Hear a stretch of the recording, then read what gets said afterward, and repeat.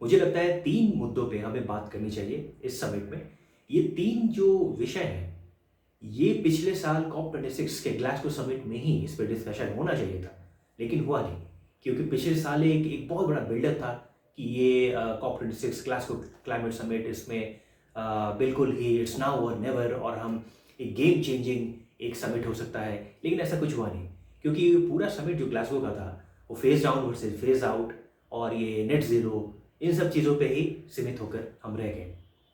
तो वो 3 बातें जो मुझे लगता है पिछले साल के ग्लासगो के कॉप 26 समिट में ही जो हमें उठानी चाहिए थी, और इस साल हमें निश्चित रूप से इस पे डिस्कशन हो करना चाहिए, इसकी शुरुआत करनी चाहिए। एक, renewable wastes. Number 2, red meat. Number 3, plastics. ये मुझे लगता है इन 3 मुद्दों पे हमें निश्चित रूप से, भारत की बात मैं नहीं कर रहा हूँ, ये पूरे वैश्विक स्तर पे ये तीनों समस्याएं बहुत बड़ी हैं, और मुझे लगता है इन 3 विषयों पर बात होनी चाहिए। रिन्यूएबल वेस्ट्स की जहाँ तक बात है, कई लोगों को ये लगता है कि रिन्यूएबल एनर्जी मतलब सब कुछ ठीक है। नहीं, उसमें भी अपने चैलेंजेस हैं, उसमें भी वेस्ट की बात है, और आज हम उसके लिए तैयार नहीं हैं। IREA ने ये कह रही है, इंटरनेशनल रिन्यूएबल एनर्जी एजेंसी ये कहती है कि 2050 तक 78 million tons of solar waste हमें देखने को मिलेंगे। उसके बारे में हमने कुछ सोचा नहीं है अभी। तो क्योंकि आज के जो आपके जो पैनल्स हैं, वो उनका जब लाइफ साइकिल ख़त्म होगा 30 साल के बाद, तो फिर उसके बारे में हमें अभी पता नहीं कि हम उसका क्या करेंगे। वो केवल डंपिंग होगी। और ये क्योंकि ये जो आप लगवाते हैं सोलर जो प्लांट्स जो जो इक्विपमेंट्स लगाते हैं अपने छत के ऊपर, कंपनीज लगा कर चली जाती है। उसके बाद जब उसकी लाइफ साइकिल ख़त्म होती है, वो लेकर तो जाती नहीं है। तो फिर ये डंपिंग होगी, और इस डंपिंग से बहुत बड़ी समस्या है। क्योंकि चीन में जिंको सोलर नाम की एक बहुत बड़ी कंपनी थी, उनके रातों रात शेयर्स गिर गए थे, उन्हें पेनलाइज किया गया था वहाँ पे, यही डंपिंग के कारण। क्योंकि उन्होंने वेस्ट को डंप करना, सोलर वेस्ट को डंप करना शुरू कर दिया था, और जो वाटर बॉडीज़ में फिर कंटेमिनेशन हुआ, जंगली जानवर फिर जो वो पानी पीते थे वो मृत पाए गए। उसके बाद उस पर इंक्वायरी हुई, और फिर पाया गया कि इन लोगों ने डंपिंग की है। तो ये रिन्यूएबल वेस्ट, इसकी तरफ हमें सोचना चाहिए कभी। इस पे हम लोगों में से शायद अधिकांश लोग अनभिज्ञ हैं कि रिन्यूएबल एनर्जी मतलब सब कुछ ठीक है। नहीं, सब कुछ ठीक नहीं है, वहाँ पे भी चैलेंजेस हैं, टेम्परेचर और ये सब कई सारे मुद्दे हैं। लेकिन वेस्ट को लेकर तो कोई मैंडेट अभी है नहीं, रिसाइकलिंग मैंडेट बना नहीं। US में भी शायद बस 2-3 जगह पे ही मैंडेट्स हैं। भारत में इस तरह के मैंडेट नहीं है। विश्व में बहुत कम जगह ऐसे हैं जहाँ पे रिन्यूएबल की रिसाइकलिंग को लेकर अभी तक मैंडेट्स बने हैं। लेकिन ये समस्या है, जिस तरीके से ईवीज बैटरी की वेस्ट को लेकर समस्या होने वाली है आने वाले 10-15 सालों में, उसी तरीके से सोलर में भी हर रिन्यूएबल कोई भी सोर्स ऑफ एनर्जी है, उसमें जो वेस्ट को हैंडल करने का जो एक हमारा एक मैंडेट होना चाहिए। अभी तक हमने इस पर काम नहीं किया है। R&D की शुरुआत हमें करनी चाहिए। ये एक बहुत गंभीर विषय है। Number 2, red meat. आप कहेंगे कि ये एक टाइमलेस डिबेट है, वेज वर्सेस नॉन वेज। मैं उस डिबेट में जा नहीं रहा हूँ। मुझे पता है कि ये टाइमलेस डिबेट है, और हमेशा तर्क वितर्क लोग करते रहेंगे। आपको जो भी खाना है वो आप खाइए, ये आपकी सोच हो सकती है। मैं कह रहा हूँ कि पिछला 2 पैंडेमिक, जब आप ये कह रहे हैं स्वाइन फ्लू और ये कोरोना वायरस फ्लू, अगर आप ये कह रहे हैं कि ये दोनों पैंडेमिक अगर हमारे डाइटरी पैटर्न से आया है, तो इसको हम ऐसे ही जाने दें? ये नहीं हो सकता। या तो कोरोना वायरस में 2 थ्योरीज हैं मूल रूप से। एक है कि वुहान लैब लीक की थ्योरी है, दूसरी जो है वो चमगादड़ थ्योरी है। तो अगर मैं चमगादड़ थ्योरी पे आता हूँ, क्योंकि हम में से अधिकांश लोग उसे ही मानते हैं कि हाँ वही सही है, वो वही से निकला है। तो कहने का मतलब ये है कि स्वाइन फ्लू भी आपका जो था पिछला, वो भी आपके फूड हैबिट्स के कारण था। तो क्या फूड हैबिट्स पे बिल्कुल चर्चा नहीं होनी चाहिए? ये सोचने वाली बात है। और आप व्यक्तिगत जीवन में क्या खाते हैं, इससे दूसरे को तकलीफ नहीं है, लेकिन उन पे अगर असर होता है तो उन्हें तकलीफ है। जैसे आप सिगरेट पीते हैं, ये आपका प्रॉब्लम है, मुझे इसमें कोई इंटरेस्ट नहीं है, और ना मैं आपको ये लेक्चर कर सकता हूँ कि सिगरेट मत पीजिए, क्योंकि मुझे वो तलब नहीं है, मुझे एहसास नहीं है कि वो क्या तलब होती है। हो सकता है आपके लिए बहुत बड़ी पीड़ा हो, मैं कौन होता हूँ आपको बोलने वाला। लेकिन अगर आपकी वजह से मुझे नुकसान होगा तब तो मैं आपको टोकूंगा। आप गंदा धुआं ले रहे हो, लेकिन उससे भी ज़्यादा आप गंदा धुआं रिलीज कर रहे हो, और वो मुझे इनहेल करना पड़ रहा है। तो मैं पैसिव स्मोकर बन रहा हूँ आपकी वजह से, बिना कोई मेरी गलती के। तो मुझे आपत्ति है। और ये यही चीज़ रेडीमेड के साथ भी लागू होती है। 17% लोगों की भूख की तृप्ति के लिए 77% एग्रीकल्चरल लैंड अगर हम केवल उस रेडीमेड इंडस्ट्री के लिए रखें, this is a very violent way to exist.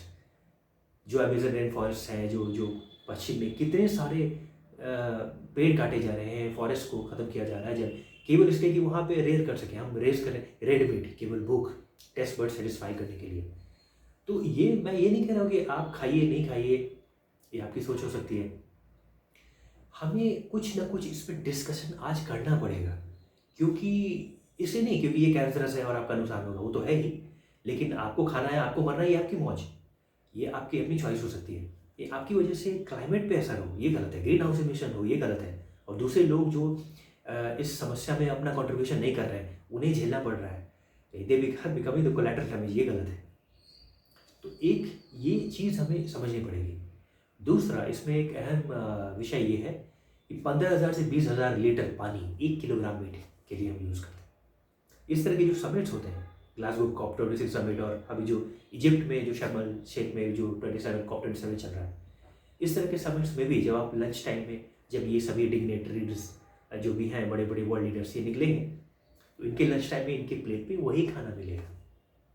तो ये बहुत एक कॉम्प्लिकेटेड सिचुएशन है हमारे लिए, क्योंकि हम ये मान के बैठे हैं कि नहीं नहीं, ये हमारा अधिकार है, मौलिक अधिकार है जो भी खाना, बिल्कुल है, आपको जो खाना है आप बिल्कुल ही खा सकते हैं, लेकिन कुछ तो हमें इस पर डिस्कशन करना पड़ेगा।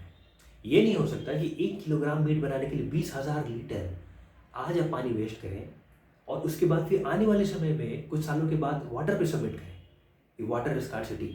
अगर आपको ये लगता है कि वाटर में कौन सी स्कार्सिटी है, तो आप गलत है, क्योंकि विश्व में कई ऐसे प्रांत हैं जहाँ पे पानी नहीं है, पानी लगभग ड्रॉट लाइक सिचुएशंस हैं, और भारत में भी विदर्भ का जो एरिया है महाराष्ट्र में, वहाँ पे ड्रॉट है, सीवियर ड्रॉट है। राजस्थान में, गुजरात में ड्रॉट लाइक सिचुएशंस हैं कई जगह पे, लातूर में तो हाल तक हम ट्रेन से पानी भेज रहे थे। तो ये वाटर, एक तरफ हम पानी बचाने की भी बात करें, और दूसरी तरफ 20,000 लीटर हम पानी बहा दें 1 किलोग्राम भी टेस्ट बर्ड सेटिस्फाई करने के लिए, ये दो बातें नहीं हो सकती। एक चीज़ बंद कीजिए, या फिर मान लीजिए कि हम कुछ नहीं कर सकते और हम वाटर स्कार्सिटी की प्रॉब्लम और भी गंभीर होगी, और अब आने वाले समय में हम इसी में बैठ के हम सबमिट करेंगे water submit, let's conserve water, वहाँ पे भी नेट ज़ीरो की बात करेंगे। तो इसलिए इस विषय पे उस एंगल से बात होनी चाहिए, और ये हो सकता है कि धीरे धीरे हम कम कर सकते हैं। अगर कुछ हमारी आज फूड हैबिट्स ऑब्नॉक्सियस हैं, हम धीरे धीरे उसके लेवल को कम कर सकते हैं। धीरे धीरे तो हमें नीचे आना पड़ेगा, रातों रात जो कुछ नहीं बदलाव हो सकता, लेकिन धीरे धीरे कम करना पड़ेगा। तो अगर आज आप चमगादड़ खाते हैं, जिसकी वजह से पूरी दुनिया में इतना नुकसान होता है, पैंडेमिक हो जाता है, तो आपको कम से कम चमगादड़ छोड़ देना चाहिए, आप कुछ और खा लीजिए। तो कहने का मतलब है कि जितना कॉम्प्लेक्स हमारा जो डाइटरी पैटर्न है, जस्ट टू सेटिस्फाई और taste buds, which is unscientific, उसको धीरे धीरे हमें कम करना पड़ेगा इस तरीके से, जिससे इन्वायरमेंट पे नुकसान ना हो, ग्रीन हाउस एमिशंस, वो सब जो पॉइंट्स हैं उस पर उसका असर ना हो। और ये इतने सारे जो हम पानी वेस्ट करते हैं रेस करने में, ये इस पे हम हमारा वो नुकसान ना हो, और आने वाले समय में जो भयानक स्थिति हो सकती है उससे हम आज बच जाएँ। इसकी चर्चा की शुरुआत होनी चाहिए। ऐसा नहीं कोई डिसीजन निकल के आ जाएगा, लेकिन चर्चा की शुरुआत हम नहीं कर रहे हैं, ये गलत है। Number 3, again very important problem, plastic. हम में से कई लोग ये मान चुके हैं कि प्लास्टिक के बिना हमारा काम चलता नहीं, ये गलत है।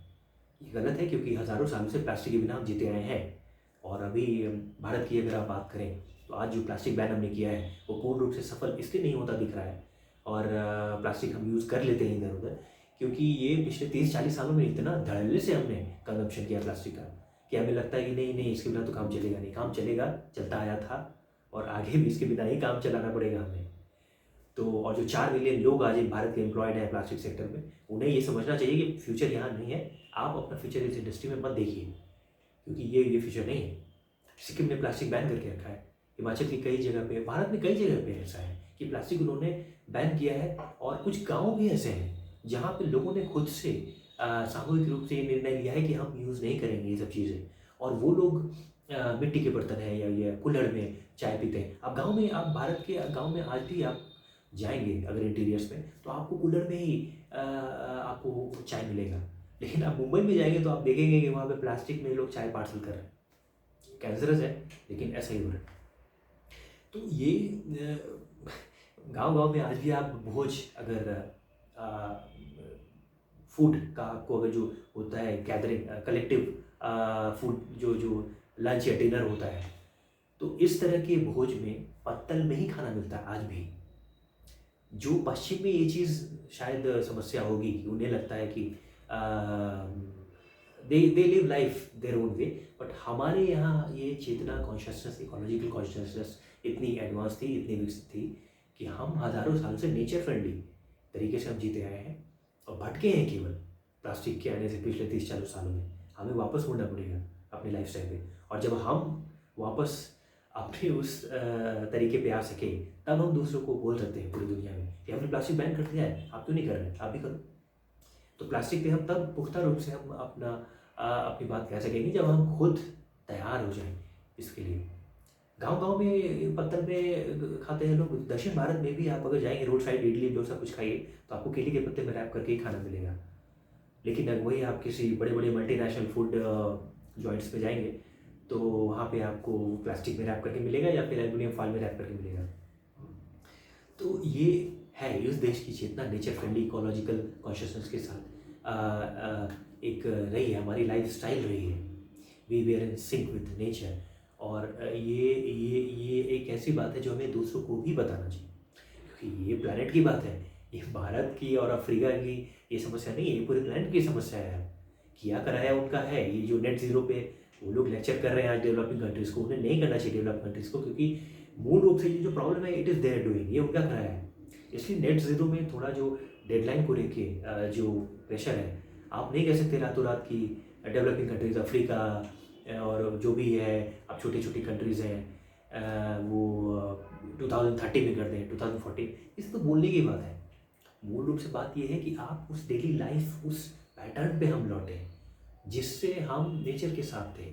और प्लास्टिक जैसी समस्या IRENA जो कह रही है, इंटरनेशनल रिन्यूएबल एनर्जी एजेंसी, कि 78 मिलियन टन्स ऑफ ये रिन्यूएबल वेस्ट आपको मिलेंगे। फिर फिश को लेकर UN बॉडी कहती है कि 2048 तक फिश ही आपको नहीं मिले ओशन में। इन सब विषयों पे हम सेलेक्टिव रूप में नहीं सोच पाएंगे। हमारी पूरी लाइफ स्टाइल अगर उस तरीके से इकोलॉजिकली अगर ओरिएंटेड हो, तभी हम ये कॉम्प्रिहेंसिव प्रॉब्लम है, ये सेलेक्टिव ये नहीं है कि we can nuke target and nuke this problem तो ये उस तरीके से सॉल्व नहीं हो सकता। तो ये हमें सोचना पड़ेगा कि हम 2050 तक हम फिश नहीं देखना चाहते ओशंस में, क्योंकि सारे प्लास्टिक से वेस्ट मटेरियल है, eventually they are dumped into the oceans. कुछ लोग ने ये भी बात कही है कि पाइरोलिसिस ऑयल एक बहुत अच्छा तरीका है कि प्लास्टिक्स को रॉ मटेरियल के रूप में लेके हम ऑयल प्रोड्यूस कर देते हैं तो हम रिसाइकिल कर रहे हैं। ये अच्छा तरीका नहीं है, ये भयानक तरीका है। और मुझे जिस बात की आशंका थी, डर था कि कहीं ये 4-5 साल के बाद ये भारत में ना हो जाए, आज वो होने लगा है। भारत में भी इस तरह के प्लांट्स बनने लगे हैं, क्योंकि ये एक बार जब आप इस तरीके के प्लांट्स बनाते हैं तो आपको रॉ मटेरियल चाहिए। इसका मतलब प्लास्टिक हमेशा आपको चाहिए। प्लास्टिक फ्री वर्ल्ड आप इस तरह से नहीं बना सकते, वो भी कुछ सॉल्यूशन नहीं है इस तरीके के प्लांट्स। तो ये हम हर चीज़ में ब्लाइंड इमिटेशन करते हैं यूरोप अमेरिका की, यहाँ भी हम करने लगे हैं, इससे हमें बचना पड़ेगा। तो ये 3 मुद्दे जो हैं, नंबर 1 रिन्यूएबल वेस्ट, इस पे बात होनी चाहिए। नंबर 2 रेड मीट और उसका असर वाटर पे कितना हो रहा है वो।